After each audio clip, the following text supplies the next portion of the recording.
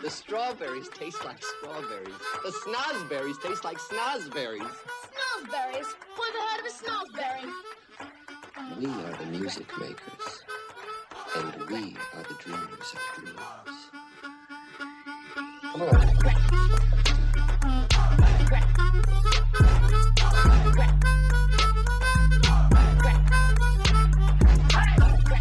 This is the Music Makers Podcast, where I read things out loud to you and then offer my unqualified opinions on them.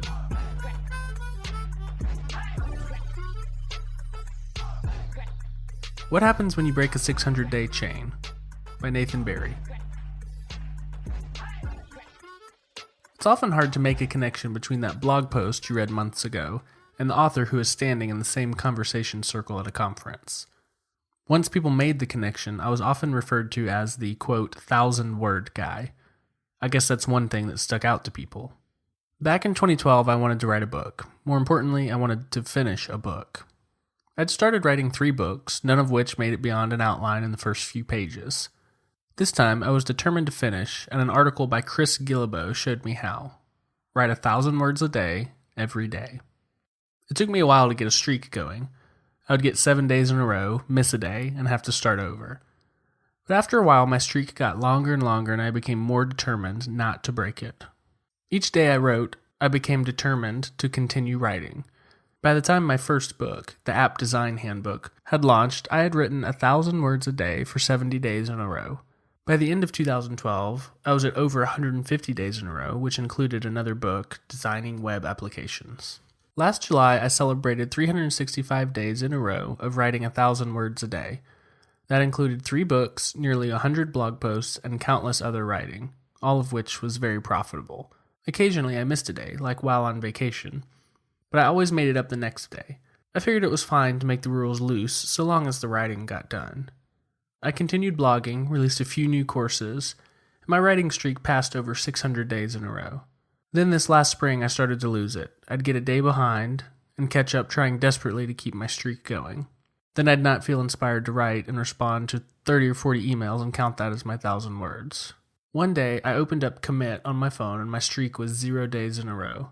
During the weeks prior, I had a new baby, became quite sick with shingles, worked on remodeling a house, tried to continue growing my software company, and overall became quite stressed.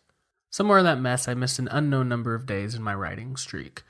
I could catch up, but it would be rather dishonest since I didn't even know how many days I had missed. Writing 1,000 words a day is the best career move I've ever made. It's sad to have that streak gone. I thought about not starting it up again, but in the last 2 years, writing has become a core part of who I am. I can't give that up. It means I need to start my streak over and build it back up. Here's how I plan to do it. Number 1, work towards a goal. When writing a book, you may not know exactly what you'll write each day, but you know what project it is for. For the last few months, I haven't been writing towards a particular goal. My writing has been scattered between projects, and it's been hard to focus. Now I'm working on a new book. It's been an idea for over a year, so it's time I finally sat down to write it. Number 2, set aside time. The last couple of weeks of my writing streak were spent scrambling to get some writing in when my phone reminded me at 4 p.m. that my streak would end if I didn't sit down to write. Writing is now a scheduled part of my day. If writing from my home office doesn't work, then I'll drive to my favorite coffee shop, thinking through my writing on the drive there. Step 3? When I planned this essay, I figured there would be 3 steps. After all, what's a process that only has 2 steps? But the more I think about it, working towards a goal and setting aside dedicated time are the only 2 steps needed to make big things happen. There's no need to make this any more complicated. Slow, consistent progress is all it takes. Let's do this.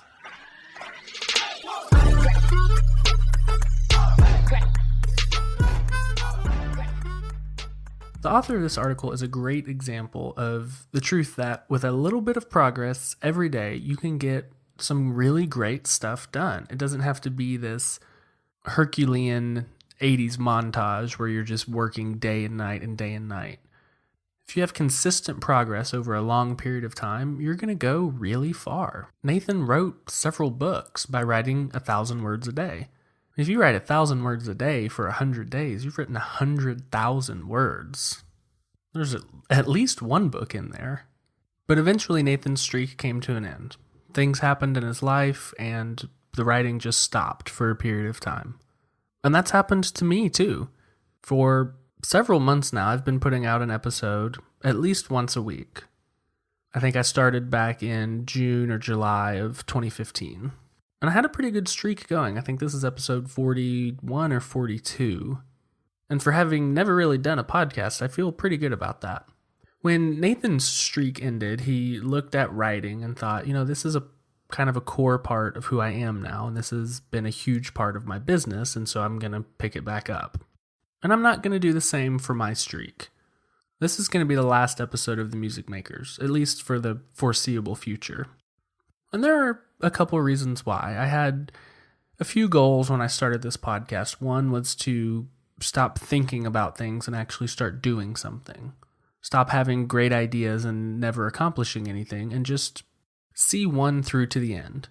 Do that last hard part of actually finishing it off, polishing it up, and putting it out there in the world. And I feel like I accomplished that, and I can check that one off. I shipped something. Took it from an idea to its finished state and put it out there, and I feel really good about that. And another reason was I wanted to get over this kind of fear I had of what other people thought. I always had this fear of putting things out there because I thought, people are going to think it's stupid, or people are going to think I'm, not qualified. And that fear kept me from ever putting my name on anything. I always had this idea that everyone out there was going to look at it and say, that's stupid, you shouldn't have done that. And in reality, that didn't happen at all. People may have thought it, but nobody said that. Not one person came to me and said, hey, you shouldn't be doing that. That podcast you're doing is bad, you shouldn't do it. And finally, I just had some things I wanted to say. I had all these articles, I wanted to read them, and I wanted to talk about them. And I still have a lot of articles left, but I'm finding that I'm saying the same things, or I'm wanting to say the same things over and over and over. A lot of these articles are pretty similar. So when it comes time to pick a new article for the show, I'll go back and I'll read several and think, that's a great article. What am I going to say about it? Well, I already kind of said everything that I would say in a different episode. So from my point of view, the show has reached its natural conclusion. I don't have much left to say right now. If I had one of those big mission accomplished banners, I would unfurl it in my office right now. Because I feel like I've said everything I want to say. At least for now, and maybe next year that'll be different, but for now I feel like I've said it all. I don't want to keep going just to keep going. I don't want to keep going because I have to put out an episode every week no matter what. Because I don't. That's another great thing about personal projects. You can do whatever you want.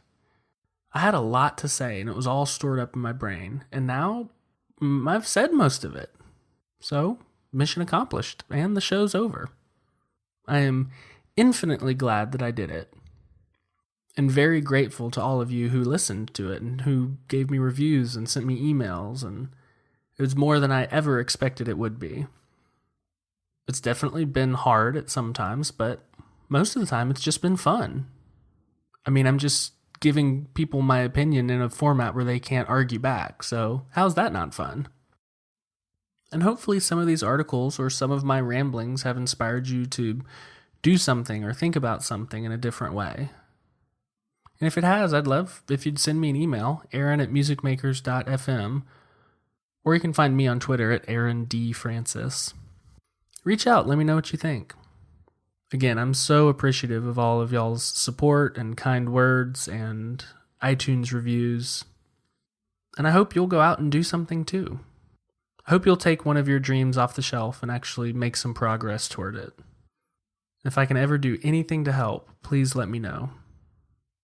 I'll talk to you soon.